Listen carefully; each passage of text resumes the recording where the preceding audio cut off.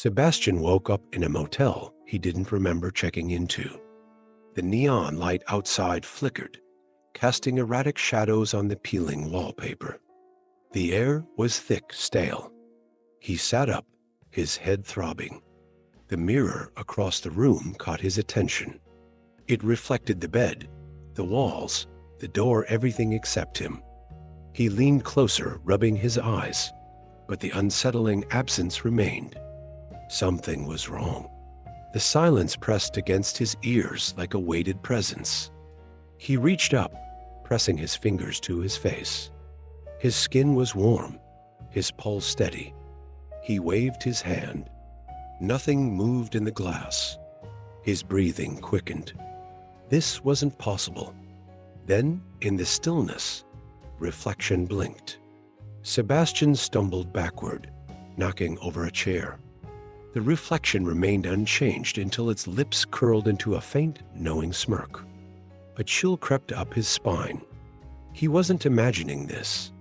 Something inside the mirror was aware of him, watching. A knock at the door. 3 slow, deliberate taps. His heart pounded. Who would be visiting at this hour? He crept toward the peephole, pressing his eye against the cold metal. The hallway stretched empty, dimly lit by a flickering bulb. He exhaled, relieved. But when he turned back, his reflection stood at the foot of the bed, not mirroring him, standing on its own.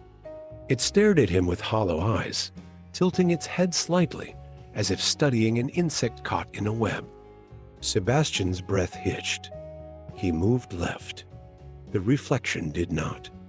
His hands trembled. The figure inside the glass took a step forward, its movements slow and deliberate. Its mouth moved, whispering something soundless. Sebastian strained to listen, but the silence felt suffocating. Then the whisper turned into a soft chuckle, an empty, hollow sound. His stomach clenched. The mirror vibrated subtly, like something was pressing against it from the other side, waiting for permission to enter. His phone vibrated violently on the nightstand. He lunged for it, fingers shaking. A message from an unknown number flashed on the screen. "Don't answer the door." His throat tightened. The knocking returned, louder this time. The doorknob rattled, twisting as if someone or something was trying to force its way inside. The reflection didn't move, but its eyes darkened, empty voids consuming what little humanity had been there before. Sebastian's grip tightened around his phone.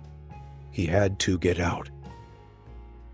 He grabbed a heavy lamp, gripping it like a weapon. His breath came in shallow gasps. The knocking stopped abruptly. A deep hum vibrated through the floor, rattling the furniture. The reflection remained frozen, its lips parting ever so slightly, revealing something dark, something endless. A single word formed silently on its lips. "Run." The air thickened. Shadows in the corners of the room stretched unnaturally. Something was coming. Sebastian turned toward the door, but deep down, he knew there was no escape. His phone buzzed again. "You're already inside." The room spun. His vision blurred. He turned toward the mirror. The reflection smiled serene, almost pitying. "Don't turn around," it mouthed. A cold breath ghosted the back of his neck. He was frozen in place, the weight of the unseen pressing down on him. The mirror flickered, shifting between 2 realities. In its depths, he saw another room, a decayed version of his own. The walls covered in deep claw marks. And there, in the shadows, something moved. A whisper brushed against his ear, his own voice distorted. His legs refused to move. The air vibrated with a low, unnatural hum. The mirror pulsed, showing glimpses of another figure, a hunched thing, pale and grotesque, emerging from the darkness. His hands clenched into fists. The reflection remained calm, watching, waiting. Then the figure in the mirror lunged, its hands pressing against the glass. Cracks spread across the surface like veins. The walls trembled. The air itself seemed to shatter. Sebastian's phone slipped from his grasp, clattering against the floor. A final message flashed across the screen.